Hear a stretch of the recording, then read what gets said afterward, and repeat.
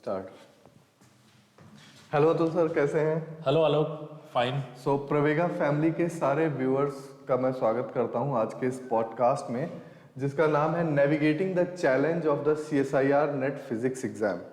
तो अतुल सर, काफ़ी टाइम से स्टूडेंट्स की तरफ से डिमांड आ रही थी प्रवेगा को कि थोड़ा सा CSIR नेट एग्ज़ाम के बारे में और इसकी स्ट्रेटजी के बारे में, और जो थोड़ी बहुत कमियों की वजह से स्टूडेंट्स का सिलेक्शन नहीं हो पा रहा है, इसके बारे में थोड़ा बात करें। तो थोड़ा आप डिटेल में बताइए कि आज का पॉडकास्ट क्यों बहुत इम्पोर्टेंट है। आलोक, आज के पॉडकास्ट के पीछे हमारे पास जो डेटा है, पहले उस डेटा पर बात करते हैं। एक्चुअली आपको पता है कि हम जो भी पॉडकास्ट लेकर आते हैं उसके पीछे कहीं ना कहीं कुछ डेटा होती है जी। जब इस बार CSIR नेट का रिजल्ट आया तो कई बच्चे सेलेक्ट हुए और कई बच्चे सेलेक्ट हुए बट वो ऑप्टिमम रिजल्ट नहीं ले पाए। जैसे वो उनका JRF चाहिए था बट नेट में ही रह गए, और कई बच्चे बहुत ही मार्जिन से छूट गए तो और उनका रिजल्ट नहीं हुआ। तो हम लोग ने बच्चों के साथ बात की, सारे फैकल्टीज ने बात किया और हमने देखा कि कहाँ रियल प्रॉब्लम है। बिल्कुल। उस रियल प्रॉब्लम को एड्रेस करने के लिए we have talk to lot of people, in fact we have talk to lot of faculties in the IITs and ISCs, कि जहाँ पर एक क्वालिटी एजुकेशन जो होती है वहाँ क्या हो रहा है एंड वहाँ पर हमारे बच्चे किस तरह से पिछड़ रहे हैं या फिर किस तरह से और उन्हें इम्प्रूवमेंट की जरूरत है। उसके लिए हम लोगों ने ये पॉडकास्ट आज अरेंज किया है। आलोक, तो सर शुरू करते हैं फिर। बिल्कुल। पहला पॉइंट है सर, इसके बारे में थोड़ा बताइए, जो हम लोगों ने इसमें जो पॉइंट्स। ऑब्वियसली आलोक, हम सबको पता है जो भी CSIR के एस्पिरेंट हैं उनका मेनली जो एस्पिरेशंस होता है कि वो या तो एकेडमिक्स में जाएं, रिसर्च में जाएं, हायर एजुकेशन में जाएं। वही लोग इस एग्जाम के प्रिपरेशन करते हैं। और ये जो एग्जाम है, ये एग्जाम बहुत ही ब्यूटीफुल एग्जाम है। स्पेशली मैं फिजिक्स के बारे में बात कर रहा हूँ कि that exam will test your analytical ability, calculation की एबिलिटी और बेसिकली कंप्रिहेंशन को बहुत ही अच्छे से चेक कर रहा है, वैल्यू दे रहा है। जैसा आपको पता भी है कि न्यू एजुकेशन पॉलिसी में कंप्रिहेंशन एंड एप्लीकेशन को मर्ज करने की कोशिश की जा रही है। बिल्कुल। तो सर मैं अभी जैसे इस बार JEE मेंस के भी जो पेपर्स हुए हैं वो भी देख रहा था, तो ऑलमोस्ट वो जो न्यू एजुकेशन पॉलिसी की जो ऑप्टिक्स है वो हर जगह सेम टाइप से दिखाई दे रही है। वहां पे भी वो स्टूडेंट से उसी टाइप के कॉम्प्रिहेंशन, एनालिसिस और कैलकुलेशन रिलेटेड स्किल्स को चेक करने की कोशिश। बिल्कुल आलोक, देखिए जो जैसे UGC के जो चेयरमैन हैं उनकी अगर आप पूरी की पूरा ऑरा देखो तो वो बहुत ही ज़्यादा सेंसिबल है इस चीज़ को लेकर कि एजुकेशन की क्या पॉलिसी बनाई जाए ताकि आपके क्वालिटी ऑफ स्टूडेंट्स सही जगह पर पहुंच सके। बिल्कुल। उसके लिए कॉम्पिटिटिवनेस तो होगा ही होगा। इंडिया में तो आप विदाउट कॉम्पिटिटिवनेस कुछ नहीं कर सकते हो, और उसके लिए डिमांड होता है जो कि रिगरस प्रिपरेशन हो सके। वो सारी चीज़ पर हम CSIR नेट एग्जाम के लिए जरूरी है और उस पर कैसे हम वर्कआउट करें उसके बारे में हम आज बात करें। तो आगे बढ़ते हैं सर। बिल्कुल। Here students, why you need professional guidance. Alok, we are living in 2024 और 2024 में जो मोस्ट इंपॉर्टेंट पार्ट है वो है प्रोफेशनलिटी। बिल्कुल। Professionality doesn't means only related to money. Professionality means how you improve your quality and how you manage your time, and उसके साथ साथ अपने हेल्थ और बाकी सारे चीज को किस तरह से लेकर जाते हो उसके बारे में बात करते हैं। बिल्कुल, एक तरीके से बहुत ही साइंटिफिक वे में किसी काम को आगे बढ़ाना, हर तरीके से प्रॉस एंड कॉन्स को देखते हुए, आसपास से लर्निंग करते हुए। ठीक है, तो इसमें जो प्रवेगा है वो हम लोगों ने पूरी तरीके से कोर्स को स्ट्रक्चर किया है ताकि हम स्टूडेंट्स को प्रोफेशनल गाइडेंस दे सके। तो उसके बारे में हम थोड़ा आगे बात करेंगे। तो ये एक बड़ा ही अच्छा डेटा क्रिएट हुआ है। तो सर ये जो CSIR का एग्जाम है, इसका शायद जब स्टूडेंट्स एग्जाम देते हैं तो वो उस लेवल के शेयर कॉम्पिटिटिवनेस को शायद उस टाइम पे नहीं देख पाते। बट डेटा क्या कह रहा है, जरा इसके बारे में बहुत इंपॉर्टेंट है। मैंने जितने भी इन जनरल हम लोग कोचिंग देते हैं, तो जब बच्चे नए पहली बार आते हैं और इंक्वायरीज करने और बात करने, तो उन्हें बिल्कुल भी अंदाजा नहीं होता है कि वो एक बहुत ही क्वालिटी एग्जाम को देने जा रहे हैं। बिल्कुल। In fact they are little bit demotivated कि यार चलो इसको किसी तरह दे देते हैं, इस तरह से बॉडी लैंग्वेज लेकर आते हैं। लेकिन जब आप डेटा देखोगे, data tells truth. Out of 26,000 students only 600 students ही क्वालिफाई करते हैं. तो ये जो look at the chart, orange look at the chart, this is result. आपको स्टूडेंट्स इतने लोगों में आपको यहाँ आना है. बिल्कुल. सो आप देख सकते हो किस लेवल की कॉम्पिटिटिवनेस है एग्जाम में. और एक बार सर अगर मैं यहाँ पे परसेंटेज बिल्कुल बिल्कुल मार्क्स के बारे में बताऊं जो कि क्वालिफाई करने के लिए रिक्वायर्ड है, तो अगर अनरिजर्व्ड की बात करें तो ऑलमोस्ट 44% मार्क्स, Almost मतलब 44. 88 marks is 88 required. Marks, yes. और लेक्चरशिप की बात करें तो almost 40 which translates to 80 marks. Yes, और आलोक जहाँ पर नेगेटिव मार्क्स हैं, जहाँ इतना वास्ट सिलेबस है, वहाँ 44% मार्क्स लाना is a tough job. Tough job. और It's a जिस tough तरह से पेपर पिछले 2 बार में चेंज हुआ है वो आगे ग्राफ में बिल्कुल, आपने शो वो- किया है, बिल्कुल. उसके बारे में बात करेंगे. सो स्टूडेंट्स, आप जब भी एनालाइज करो किसी भी चीज को, तो उसके पीछे के डेटा की कहानी आपको बहुत पता होना अच्छे से पता होना चाहिए. क्योंकि आजकल इंफॉर्मेशन का जमाना है, इंफॉर्मेशन टेक्नोलॉजी, और हर डेटा हर जगह है. तो आप कहाँ लैंड कर रहे हो, किसके थ्रू आप साथ आपका कंपटीशन है, वो जानना बहुत ही जरूरी है. सो नेक्स्ट स्लाइड पर चलते हैं आलोक. सो आलोक, इसके बारे में आप बताओ. ये जो हमने टाइटल रखा है, miss alignment in examination pattern with the education system. तो सर आप जैसे कि आप बहुत ही एक प्रीमियर यूनिवर्सिटी से आते हो, जेएनयू से, और मैंने भी अपनी पीएचडी आईआईटी दिल्ली में करी है, तो वहाँ रहते हुए एटलीस्ट हमने ये देखा है कि बहुत ही रिगरस लेक्चर्स होते हैं. प्रोफेसर्स का ऑब्वियसली मतलब एक लेवल है, और ये प्रिविलेज शायद सारे स्टूडेंट्स को नहीं मिलता जो कि बहुत ही दूर दराज एरिया से आते हैं और डिग्री कॉलेजेस से आते हैं, जहाँ पे शायद फैकल्टीज भी पूरे नहीं हैं हर टॉपिक के लिए, और एक्सपर्टीज की भी थोड़ा बहुत कमी है. तो ये हम लोगों ने इस स्लाइड से हम ये बताना चाहते हैं कि अगर आप किसी नॉर्मल यूनिवर्सिटी से आते हो या किसी डिग्री कॉलेज से आते हो, तो आपको ऐसा कुछ ये फील करने की जरूरत नहीं है, लो फील करने की जरूरत नहीं है, but at the same time you should understand कि आपका कंपटीशन कहाँ है, किसके साथ है. बिल्कुल. बिकॉज ये एग्जाम हर आईआईटी के एमएससी स्टूडेंट देंगे, हर top central university, JNU, BHU, DU, ISC Bangalore, TIFR, जो मतलब भी बच्चे मास्टर्स जहां कर भी रहे हैं, मास्टर्स बच्चे कर रहे हैं टॉप जगह से, वो दे रहे हैं. तो इस शेयर कंपटीशन को फील करने में कोई बुराई नहीं है, जो कि पहले से पता होना चाहिए कि आपका कॉम्पिटिटर कौन है. बिल्कुल. और आपके पास क्या है, और जो बच्चे प्रीमियम इंस्टीट्यूट में पढ़ रहे हैं वहां पर, और सीएसआईआर एग्जाम का क्या डिमांड है. हाँ. ये दोनों बड़ा इंपॉर्टेंट है. सो जैसे कि इन जनरल यूनिवर्सिटीज में, स्टेट यूनिवर्सिटी में, हम लोग थ्योरेटिकल कैलकुलेशन पर ज्यादा ध्यान देते हैं. बिल्कुल. थ्योरी, डेरिवेशंस, और इन जनरल 5 क्वेश्चंस 10 क्वेश्चंस याद कर लेते हैं और उसके बेसिस पर मार्क्स ले आते हैं. बिल्कुल. लेकिन जब आप सीएसआईआर का एग्जाम देते हो, तो वहां पर आपको कंप्लीट टॉपिक का एप्लीकेशन, कैलकुलेशन, सारी बातें करनी है. एक लेवल और आगे एक जाके लेवल और आगे. तो ये बहुत ही बड़ा मिसमैच है. You can see this figure. हम लोगों ने फिगर को बहुत ही इंपॉर्टेंटली डाला है कि भाई अगर आप पुल तैयार कर रहे हो, तो वो पुल आपका मिसमैच नहीं होना चाहिए. बिल्कुल. तभी आप सही यहाँ डायरेक्शन पे में जो जाओ. दो साइड है वो एक प्रिपरेशन है और एक एग्जाम है, तो एग्जाम उसमें एक मैचिंग होना चाहिए कि आपका किस तरह से आपको इम्प्रूव करना है या किस डायरेक्शन में आपको जाना है. जी बिल्कुल. Yes Alok, this is very important. मैं इसका जो टाइटल है, बायस टुवर्ड्स प्रीमियम इंस्टीट्यूट. सो आलोक, जैसे मेरी भी पढ़ाई या आपकी भी पढ़ाई, हम लोग बहुत ही सिंपल जगह से ग्रेजुएशन किए. मैं फिर प्रीमियम इंस्टीट्यूट में मास्टर्स किया. आपने भी मास्टर्स सिंपल जगह से किया, और मेहनत करके आप पीएचडी किए, फिर आप बाहर भी गए. जी.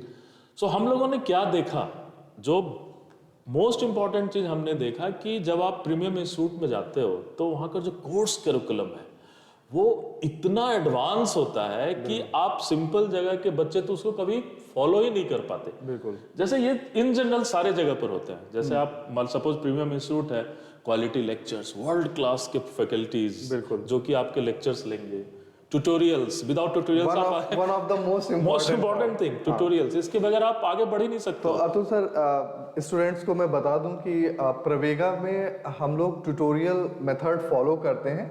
जो भी टॉपिक्स हैं हमारे, छोटे छोटे टॉपिक्स से एसोसिएटेड, हम लोगों ने ट्यूटोरियल अपना मटेरियल में भी डाला हुआ है, और बच्चों को इनकरेज करते हैं कि वो लेक्चर के बाद ट्यूटोरियल्स को सॉल्व करें. एंड ट्यूटोरियल्स के बाद जो एक बहुत ही इम्पोर्टेंट बात मैंने देखी कि जब हम मास्टर्स कर रहे थे तो अच्छी बुक्स का कलेक्शंस, बिल्कुल आप उसे पढ़ते हो, देखते हो, उसके फिगर्स को समझते हो, और आपके पास बुक रहता है तो पलटते ही हो, देखते बिल्कुल हो। बिल्कुल ये मैं अपना एक पर्सनल एक्सपीरियंस बताऊंगा कि जब आपने स्टैटिस्टिकल मैकेनिक्स की जिम्मेदारी डाली थी मेरे ऊपर, तो आपने मुझे उस समय रीफ सजेस्ट किया था। बिल्कुल और उस समय तक मैंने रीफ कभी पढ़ा नहीं था, जस्ट Exactly. रेफरेंसेस के नाम पे मतलब इधर उधर सुना था उसके बारे में, बट खुद कभी नहीं पढ़ा था।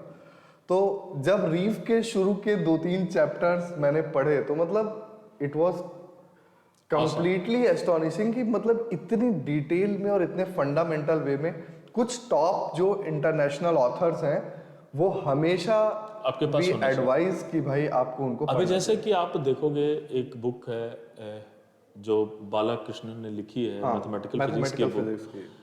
मतलब मैं जब भी उस बुक को देखता हूं तो मुझे क्वांटम मैकेनिक्स का एक नया इंसाइट मिलता है। That book is from mathematical physics, लेकिन आप देखो कि क्वांटम मैकेनिक्स के जो बेसिक प्रॉब्लम है वो वहां से उठ करके आ रहा है। ऐसे ही सर एर्फकिन एर्फकिन का जो अनसॉल्व्ड प्रॉब्लम्स बिल्कुल लास्ट में बिल्कुल होती हैं, बिल्कुल तो मतलब कई बार वो एक एक अनसॉल्व्ड प्रॉब्लम एक एक टॉपिक जैसे हो जाता है, आपको मतलब उतना इंसाइट और देता है। हमने जो बेसिकली ट्यूटोरियल डिजाइन किया है आपका स्टेटमेक का, जो पूरा पाथरिया के अनसॉल्व्ड पाथरिया के क्वेश्चन है, बिल्कुल वो तो मतलब एटलीस्ट जितने भी टॉपिक्स हैं प्रवेगा में, जितने भी फैकल्टी हैं, वो सारे रिकमेंड करते हैं स्टूडेंट्स को कि आप जो उस फील्ड की टॉप इंटरनेशनल बुक्स हैं, आज के समय में तो आप उसका पीडीएफ कलेक्शन भी कर रहे हो, हम लोग बिल्कुल, अपने बिल्कुल। टाइम में हम लोग तो प्रॉपर हार्ड कॉपी का कलेक्शन रखते थे, बिल्कुल।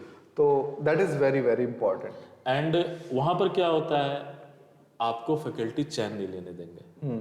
वीकेंड आया, नेक्स्ट मंडे को माइनर टेस्ट, माइनर टेस्ट उसके बाद फिर वो टेस्ट। यहाँ पे सर डाला है। तो माइनर टेस्ट हमेशा आता ही रहता है। उस टेस्ट का सिग्निफिकेंस ही उनको सिखाना है। बिल्कुल आपको हमेशा एक प्रॉब्लम सॉल्विंग मेथड में लेकर के आना है। सो माइनर टेस्ट, फिर मेजर टेस्ट तो हर एक जगह पर होता है। So this is not, and next is project, जिसके थ्रू आपको एक्सपीरियंस होता है न्यू वर्ल्ड की। और सबसे ज्यादा इंपॉर्टेंट है, जब आप प्रोजेक्ट करते हो तो डिफरेंट तरीके से प्रोजेक्ट करते हो, डिफरेंट टॉपिक पे करते हो, लोगों से डिस्कशन करते हो, तो जो एक पूरी कॉम्पिटिटिव माहौल होती है। जो हमारे प्रवेगा के स्टूडेंट्स जो अभी ऑलरेडी पोस्ट ग्रेजुएशन कर रहे हैं, तो उनके लिए ये एडवाइस रहेगी कि प्रोजेक्ट को आपको बहुत अच्छे से करना है। कोशिश करिए कि आपके आसपास जो भी बेस्ट गाइड हो आपको मिल जाए, और प्रोजेक्ट के टाइम में ही थोड़ा पेपर लिखने का या कम्युनिकेट करने का अगर मौका मिल सके तो दैट विल बी वेरी। इसका सबसे ज्यादा फायदा एग्जाम में क्या होता है कि आप कॉन्फिडेंट रहते हो, कोई नई क्वेश्चन भी आता है तो उसको टैकल कर पढ़ सकते हो, क्योंकि सर रिसर्च पेपर पढ़ते समय ऑब्वियसली जो कॉम्प्रिहेंशन की हम लोग बात कर रहे थे, तो जब आप ढेर सारे रिसर्च पेपर पढ़ते हो तो ढेर सारे इंफॉर्मेशन में जो करेक्ट इंफॉर्मेशन सेलेक्ट करने का जो टेंडेंसी है वो डेवलप हो जाता है। बिल्कुल। सो ये है जो प्रीमियम इंस्टीट्यूट में पॉलिसी अपनाई जाती है, और हम लोगों ने भी प्रवेगा में इस पूरी की पूरी पॉलिसी चीज़ों को को include इम्प्लीमेंट करने की कोशिश करें, और आगे कोशिश करते रहेंगे और इम्प्रूव करते बिल्कुल बिल्कुल। सो हियर तो सर अभी बहुत सारे चैलेंजेस की हम लोगों ने बात कर ली है, तो एक बार थोड़ा सा ये ब्रीफ करिए कि मतलब इन चैलेंजेस को कैसे बिल्कुल हेड ऑन स्टूडेंट्स लेना। बिल्कुल, देखिए चैलेंज आपके पास रहेंगे, और इवन आप प्रीमियम इंस्टीट्यूट में रहेंगे तो वहां भी एक तो कंपटीशन होता है। बिल्कुल, वहां भी तो कंपटीशन होता है कि कुछ बच्चे का उससे पहले ही बहुत अच्छी कैपेबिलिटी रहती है मैथमेटिकल सॉल्व करने की, रिलेटिव ग्रेडिंग सिस्टम में चैलेंज आ जाता है। तो इसलिए हमेशा कंपटीशन के लिए आपको इंप्रूव करना पड़ेगा, चैलेंजेस लेने पड़ेंगे, एक्सेल करना पड़ेगा नेक्स्ट लेवल पर। सो नेक्स्ट पार्ट में हम लोग बात करेंगे ये सारे जो चैलेंजेस हैं उन्हें एक आम स्टूडेंट किस तरह से ओवरकम कर सकता है। बिल्कुल। सो यस, सबसे पहले तो एग्जाम का पैटर्न समझना मोस्ट इंपॉर्टेंट है। मैं जब देखता हूँ बच्चे इंक्वायरीज के लिए आते हैं या उनसे फोन पर बात होती है, वो जस्ट अपने घर से चलते हैं, अपने पेरेंट्स को बोलते हैं भाई मुझे इतने पैसे चाहिए और मुझे कोचिंग में देना है, 4-5 रिजल्ट देखा, कोचिंग में पैसे दे दिए। उन्हें ये भी नहीं पता होता है कि क्या पैटर्न है, क्या सिलेबस है। So let's discuss this thing, ये बहुत ही इंपॉर्टेंट है। तो ये डेटा थोड़ा सा हम लोगों ने डेटा माइनिंग करी है, तो पैटर्न तो जैसा कि वैसे तो बहुत सारे स्टूडेंट्स को पता होता है, बट फिर भी आपको एक बार रिविजिट करना चाहिए और चीज़ों का प्रिंट आउट लेके ध्यान से पढ़ने की हैबिट, ये भी कॉम्प्रिहेंशन का पार्ट है। बिल्कुल कॉम्प्रिहेंशन का ओके। सो 3 पार्ट में आपका पेपर डिवाइडेड है, part A, part B and part C. So part A में जनरल एप्टीट्यूड है और ये बहुत ही ज्यादा इंपॉर्टेंट है 40 बिकॉज marks 40 मार्क्स के क्वेश्चंस आपको इससे आते हैं, ठीक है। 2 मार्क्स ईच क्वेश्चन होता है, इसमें 20 क्वेश्चंस आते हैं जिनमें से आपको 15 क्वेश्चन करने हैं। इसी तरीके से जो पार्ट बी है वो बेसिक कॉन्सेप्चुअल क्वेश्चंस है, इसमें 87.5 मार्क्स के क्वेश्चन, और एक्चुअली ये जो रेफरेंस है वो अभी जो जस्ट पेपर हुआ है दिसंबर 2023 वाला, तो उसके बेसिस पे हम लोगों ने बनाया है। तो इसमें 25 में से 20 क्वेश्चंस करने होते हैं, 3.5 मार्क्स ईच क्वेश्चन। और पार्ट सी में एडवांस पार्ट है, इसमें 150 मार्क्स के क्वेश्चंस आते हैं और इसमें 30 में से 20 क्वेश्चन करने हैं, इसमें सारे क्वेश्चन 5 मार्क्स के हैं। और ऑब्वियसली नेगेटिव मार्किंग है, तो वो across all the sections we have negative marking. और यहाँ पे जब आप देखोगे तो 279 मार्क्स के क्वेश्चन आए हुए हैं, जिनमें से 200 आपको अटेम्प्ट करने हैं। बेसिकली 75 क्वेश्चन में से आपको चूज करने अपने फेवर के 55 क्वेश्चन। बिल्कुल बिल्कुल। तो वो 55 क्वेश्चन का टोटल मार्क्स 200 ट्रांसलेट होता है 200 पे, और 279 मार्क्स के क्वेश्चंस पूछे गए हैं। और 100 मार्क्स जो है वो एब्सोल्युटली सेफ है। जैसे इस बार मान लो 88 है, कभी वो 90 हो गया, 92 हो गया, बट अनरिजर्व्ड में 100 मार्क्स जो है वो बिल्कुल सेफ है, और बाकी उससे थोड़ा थोड़ा कम होता है, जो कि प्रीवियस स्लाइड में हम लोगों ने दिखाया। और एक्चुअली स्टूडेंट्स को तो मैं कहूंगा कि आपको हमेशा 100 से ऊपर का सोचना चाहिए। बिल्कुल, क्योंकि कुछ एरर तो बहुत ही लॉजिकल है, वो होगा ही होगा। इस तरीके के टफ एग्जाम में जिसमें इतने एडवांस कॉन्सेप्ट्स को टच करते हैं, तो ऐसा नहीं हो सकता कि बिल्कुल ही आप 100% एरर। क्योंकि मैं इन जनरल बच्चों को देखता हूँ कि वो एक हमेशा नेगेटिव वे में जाते हैं कि यार कट ऑफ कम जाएगा, कट ऑफ कम जाएगा। उन्हें हमेशा एग्जाम को इस ट्रैक में देना चाहिए, यार कट ऑफ ज्यादा जाएगा एंड हमें उस कट ऑफ को कंप्लीट करना है, उसे पास करना है। तो ये मैजिक नंबर है 100 is the magic number, but student should think about more than 100। हाँ बिल्कुल, ताकि अगर कुछ क्वेश्चंस गलत भी हो जाए तो इशू ना हो। And this is very important. हाँ, ये इस पे मार्क्स सर थोड़ा सा डिस्ट्रीब्यूशन, आलोक देखिए मार्क्स डिस्ट्रीब्यूशन बच्चों के क्या क्वेश्चंस होते हैं, हमारे पास वो सारा डेटा है। सर क्या कुछ टॉपिक हम छोड़ सकते हैं, ये क्वेश्चंस होते हैं। क्या हम सर कुछ टॉपिक को ही करें, ये क्वेश्चन। सर पार्टे छोड़ दें या नहीं दें, छोड़ दें। स्टूडेंट्स अगर आपको 120 मार्क्स के ऊपर 100 से ऊपर मार्क्स लाना है, तो आप देख सकते हो बिल्कुल ऑलमोस्ट यूनिफॉर्म डिस्ट्रीब्यूशन है। बिल्कुल, ओनली 3 टॉपिक जो छोटे टॉपिक हैं, एटॉमिक, कंडेंस और न्यूक्लियर, इसको अगर आप मर्ज करें then it is also 45 marks question. So अगर आप देखेंगे तो सबसे ज्यादा मार्क्स जनरल एप्टीट्यूड के हैं, दैट इज 40 मार्क्स, और उसी के आसपास मैथमेटिकल फिजिक्स है 38-39, क्लासिकल मैकेनिक्स से 34 के आसपास, 3 के आसपास है, इलेक्ट्रोमैग्नेटिक थ्योरी इज 34। यस, सो इस तरह से आप सारे मार्क्स देख रहे हो। सो जो मेन टॉपिक के मार्क्स हैं उसमें आप किसी को भी अगर छोड़ते हो, you are out of the race. और सर इस तरीके से हम डिपेंडेंसी बना के भी नहीं जा सकते कि भाई हम इससे इतना, ये कभी नहीं हो सकता है कि आप पूरे 40 के 40 मार्क्स जनरल एप्टीट्यूड में ले आओ। हाँ। ये कभी नहीं हो सकता। या फिर आप पूरे के पूरे 32 मार्क्स क्लासिकल मैकेनिक्स के ले आओ। क्योंकि कई बार ऐसा भी होता है कि इस पर्टिकुलर बार उस टॉपिक से थोड़ा टफ क्वेश्चन आ गया, तो आपके पास देखिए क्वेश्चन में हमेशा कुछ इजी, कुछ टफ, और कुछ बहुत टफ और कुछ बहुत इजी क्वेश्चंस होते हैं। बिल्कुल, हमें ये देखना है कि क्या हम सारे क्वेश्चंस कर पाएंगे एक टॉपिक के, जो कि किसी के लिए, हमारे लिए, आपके लिए भी पॉसिबल बिल्कुल नहीं है। बिल्कुल, तो इसी कारण स्टूडेंट्स ये जो मिथ है, और इन जनरल जो कोचिंग्स ये जो मिथ देती है कि नहीं 3 टॉपिक कर लो, क्योंकि उनके पास 3 ही टॉपिक के टीचर होते हैं, तो वो जो पूरे साल वही पढ़ाते रहते, 3 महीने तक एक ही टॉपिक चलते रहती है। सो स्टूडेंट्स इस मिथ से बाहर निकलिए, आपकी लाइफ बहुत ही प्रीशियस है, और आपको पूरा का पूरा ये डायग्राम समझना चाहिए।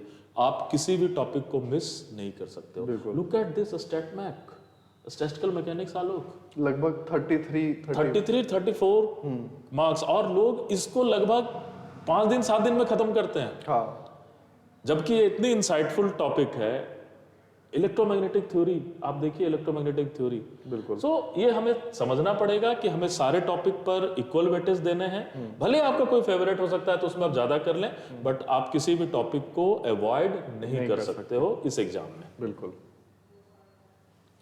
नाउ स्टूडेंट्स, जो लास्ट 2 ईयर के जो पेपर हैं, उस पेपर का जो अल्टीमेट चेकिंग पैरामीटर है, वो आपका फिजिक्स को कितना आप कंप्रिहेंड कर पा रहे हो वो है। बिल्कुल।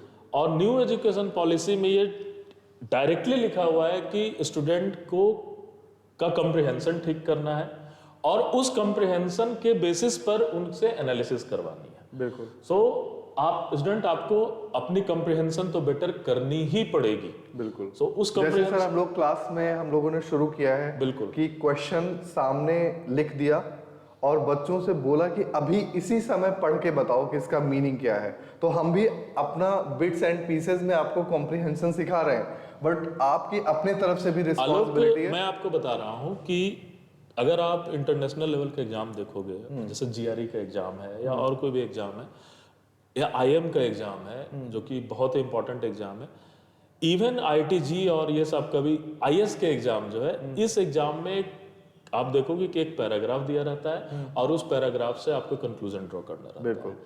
तो ये क्या है? ये नॉलेज का एग्जाम नहीं है। This is all about how much you can comprehend the topic.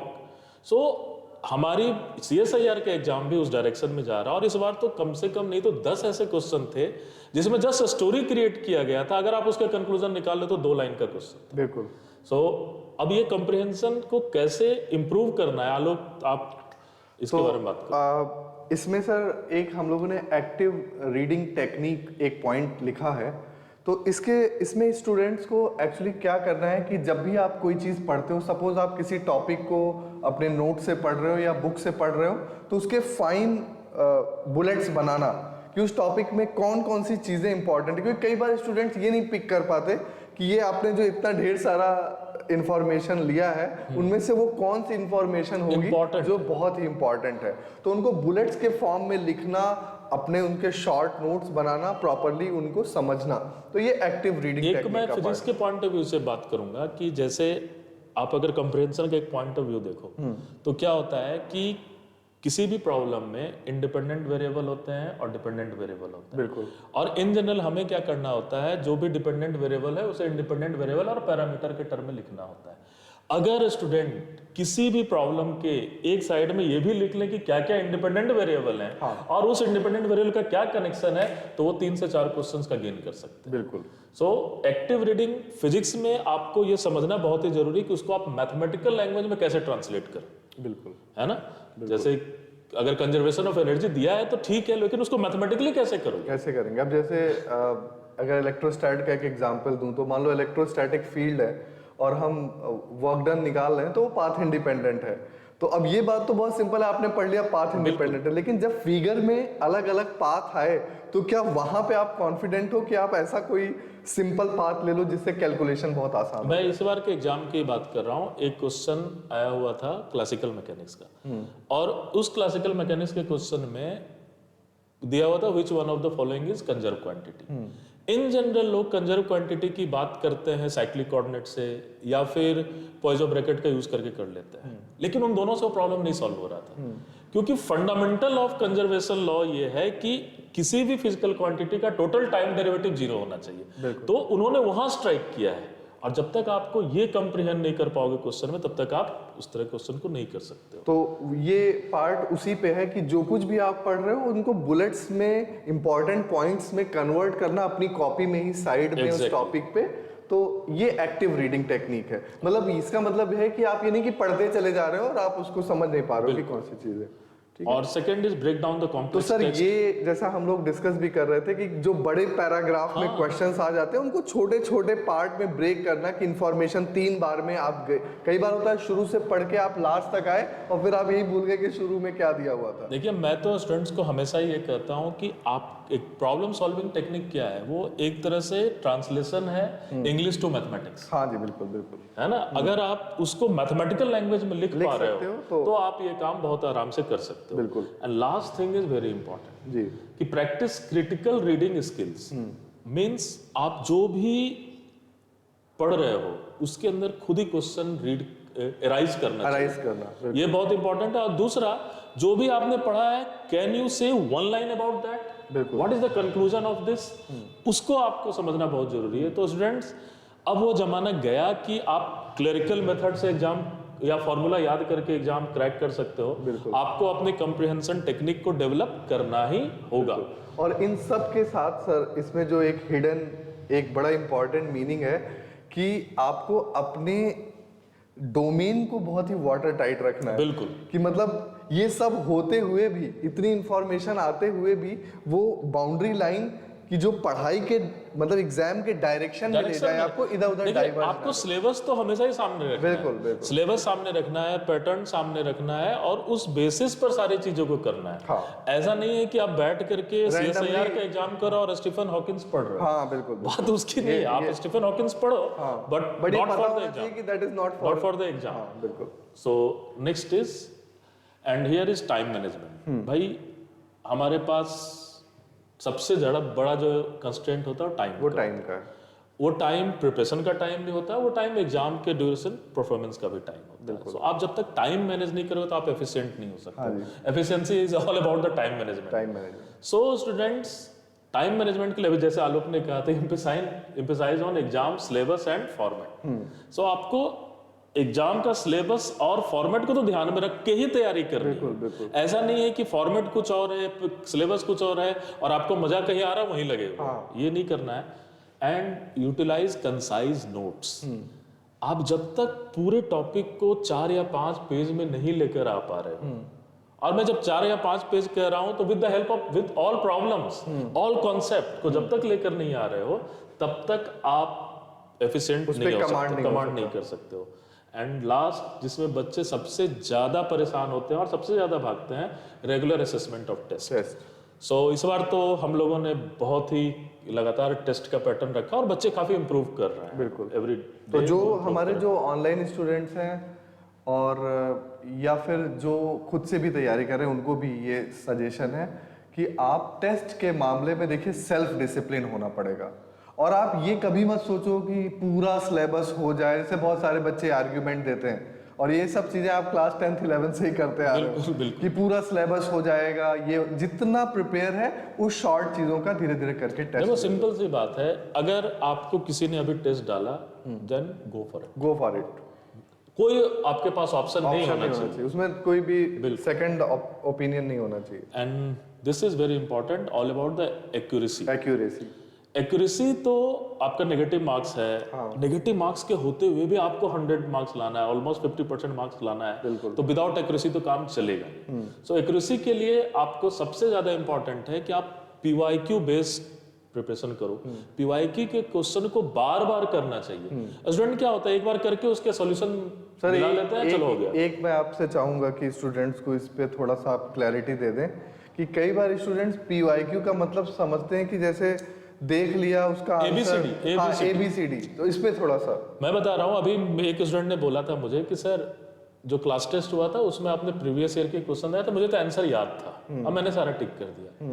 भाई पीवाईक्यू को आपको आंसर टिक करने के लिए नहीं, उसके थ्रू किस डायरेक्शन में आपको मूव करना है, समय बचाने के लिए कि एग्जाम का फोकस किधर है, उसके लिए आपको इसका यूज करना है और उसे आपको खुद का सॉल्यूशन डेवलप करना है। तो स्टूडेंट्स इस बात को ध्यान रखना है कि पीवाईक्यू का एक क्वेश्चन जब आप देखते हो तो आप देखो किस टॉपिक का है, उसके अंदर सब टॉपिक क्या है, किस रेंज की नॉलेज की जरूरत है, ये सब चीजें एसेस करने के लिए है। ये नहीं कि ABCD देखने के लिए कि इसका आंसर रूट 2 आया था, अरे मुझे तो याद था। That is the worst thing that you can do. और ये इतनी लो IQ वाली एग्जाम नहीं है बेसिकली। एंड सेकंड बहुत इंपॉर्टेंट है, एड्रेस अनरिजॉल्व्ड प्रॉब्लम। ये जो बच्चे अब यहाँ देख भी रहे हो, ये जो बेसिकली फेस भी इमोजी भी आया हुआ है जो कि थोड़ा सा स्टूडेंट्स, आपके अंदर अगर अनसॉल्व्ड प्रॉब्लम को सॉल्व करने की एबिलिटी नहीं है तो आप इस एग्जाम को क्रैक नहीं कर सकते हो। बिल्कुल। इन जनरल मैं देखता हूँ बच्चे क्या करते हैं, वैसे बुक, वैसे गाइड या वैसे मेंटर को ज्यादा पसंद करते हैं जहां पर सारी चीज का सॉल्यूशन करा दिया गया। भाई जब सारा कोई और ही आपके जगह पर कर ले तो आप क्या करोगे? बिल्कुल। आपको जस्ट कॉन्सेप्ट डेवलप करना, उसके बेसिस पर एटलीस्ट एवरी डे कम से कम 20 to 30 क्वेश्चंस तो अनसॉल्व शुरू में करनी चाहिए। And obviously review notes and जब भी कोई क्वेश्चन ऐसा मिलता है जो आपके नोट्स के पेरिफेरी से थोड़ा बाहर है तो आप उसमें अपने आप ही बुलेट एडिशन कर लो, ताकि आपका नोट्स भी हमेशा रिव्यू होता चला जाए। बिल्कुल, नोट्स रिव्यू और बार बार उस नोट्स पर जाना, Revisit रिकॉल करना, ये बहुत इंपॉर्टेंट है। And last, doubts.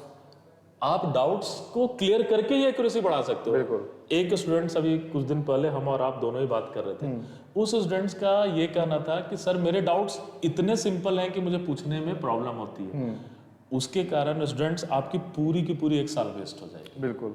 सो कोई भी डाउट छोटा या बड़ा नहीं होता है, और आप अगर कहीं भी पढ़ रहे हो तो आपको वो डाउट्स 100% क्लियर करने चाहिए, और उसमें आपको सेटिस्फाइड होना चाहिए कि रियली आप सीखे या नहीं सीखे। बिल्कुल, तो यहाँ इमेज बिल्डिंग की कोई जरूरत नहीं है। नहीं हाँ, जो भी डाउट्स है वो आप क्लियर करते चलो। And last but not the list, without motivation तो अभी आप कुछ भी नहीं कर सकते हैं। सो मोटिवेशन का ये मतलब नहीं है कि हमेशा आप यस यस करते रहो, या फिर YouTube पे मोटिवेशन वीडियो देखते रहो।